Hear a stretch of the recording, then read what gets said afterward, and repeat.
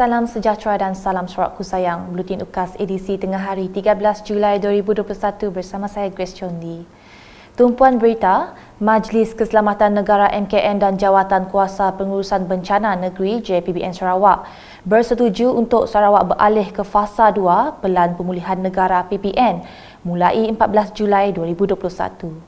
Untuk itu, JPBN Sarawak telah memuat naik garis panduan prosedur operasi standard SOP Pelan Perjalanan Sarawak menuju pemulihan 4 fasa bagi memudahkan orang ramai memahami sektor yang dibenar dan dilarang beroperasi dari satu fasa ke fasa berikutnya yang akan dilaksanakan sepanjang tempoh keempat-empat fasa di Sarawak. Garis panduan yang terperinci bagi fasa-fasa tertentu dikeluarkan oleh MKN dan dapat dimuat turun di laman web tertera.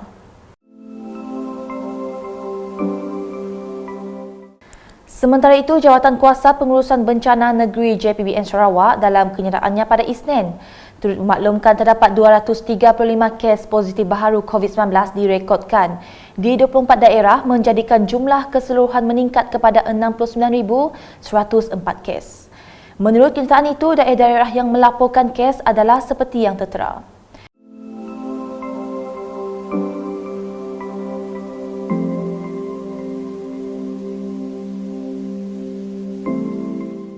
Turut dimaklumkan satu kes kematian baharu yang dicatatkan di Sri Aman melibatkan seorang wanita tempatan berumur 59 tahun.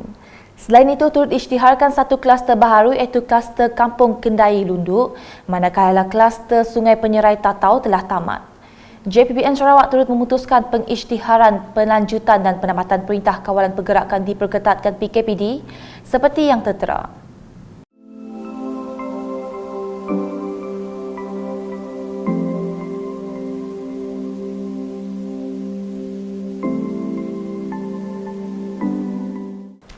Berita seterusnya, Pusat Pemberian Vaksin Industri PPV In Shenyang Plywood Sektor Perkilangan bersiap sedia untuk memulakan operasi pemberian vaksin pada 13 dan 14 Julai ini. Seramai 1,291 orang pekerja termasuk pekerja tempatan dan asing serta ahli keluarga mereka akan menerima vaksin di PPV In tersebut.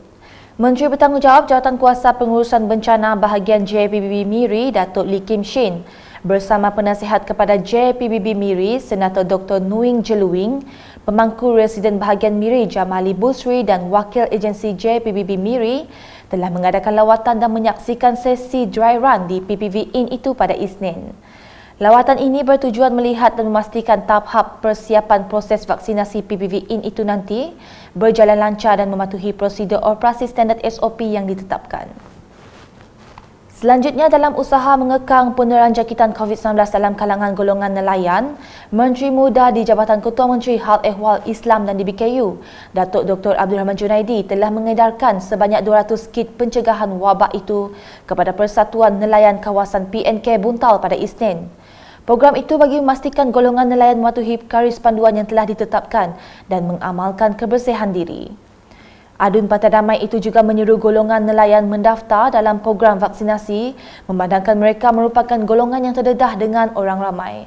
Dalam masa sama, Setiausaha Eksekutif Pemadam Cawangan Sarawak, Munawar Ismail memberitahu penyerahan kit tersebut merupakan usaha pemadam cawangan Sarawak untuk bersama-sama mencegah COVID-19. Laporan seterusnya di Bintangor, Kementerian Kesihatan Malaysia KKM bahagian Serikit menggiatkan pelaksanaan program imunisasi COVID-19 kebangsaan PICK di Bintangor dengan pembukaan sebuah lagi pusat pemberian vaksin PPV secara bergerak di Institut Pendidikan Guru IPG Kampus Rajang. PPV tersebut telah mula beroperasi pada Isnin dengan sasaran penerimanya semua penduduk di Jalan KJD Bintangor. Semasa meninjau hari pertama operasi PPV itu, Adun Meradong Datuk Ding Kuong Hing mengucapkan terima kasih kepada Jawatan Kuasa Pengurusan Bencana bahagian JPBB Sarike atas usaha membawa pasukan vaksinasi bergerak ke kawasan itu. Ini satu inisiatif Yang Amat Berhormat Ketua Menteri untuk mobile outreach kepada semua penduduk di Jalan KJD sini. Dan melalui program ini, semua penduduk di sini akan dapat menerima vaksin dengan mudah. Dan saya ingin mengucapkan banyak-banyak terima kasih kepada DDMC ya, Divisional Disaster Management Committee, kerana sudah berjuang untuk satu pusat mobile outreach di Jalan KJD sini.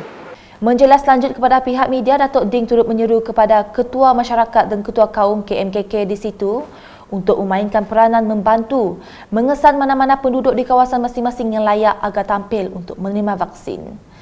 Sementara itu, Residen bahagian Sarike Felicia Tan Yahua menjelaskan seramai 61,343 dari 105,144 penduduk di Sarike telah menerima dos pertama setakat ini, manakala 35,281 telah lengkap pengambilan vaksin.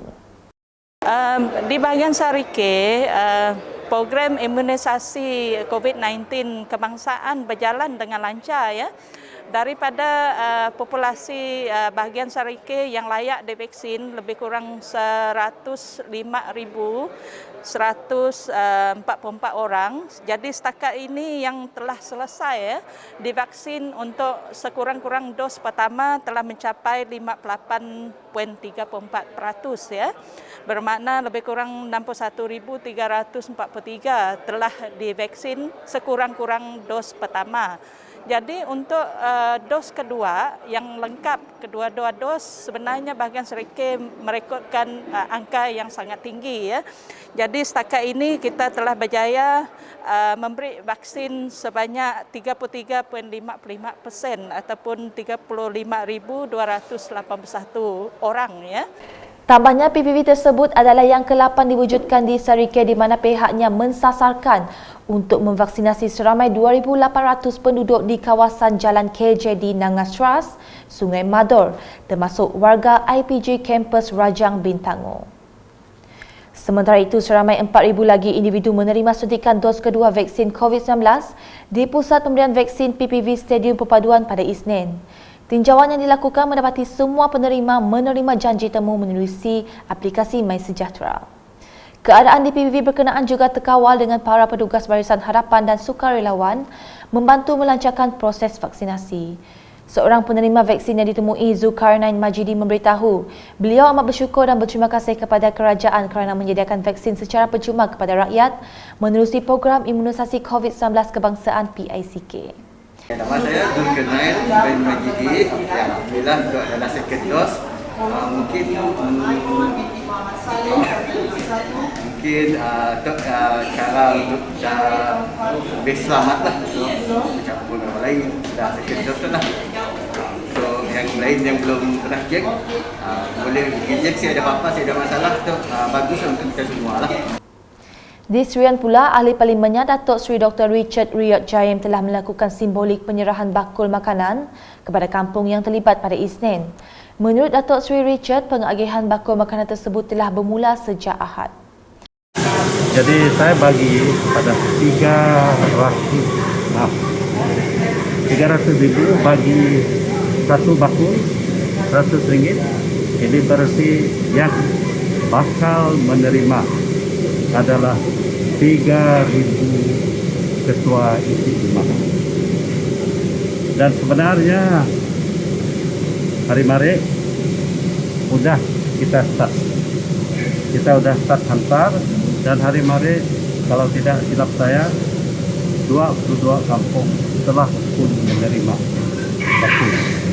Dalam pada itu, beliau yang juga Duta Khas Perdana Menteri ke Asia Timur, Jepun, Korea Selatan dan Taiwan memohon maaf kerana bilangan mereka yang menerima bakul makanan itu amat kecil dengan purata 10 ketua isi rumah KIR bagi setiap kampung.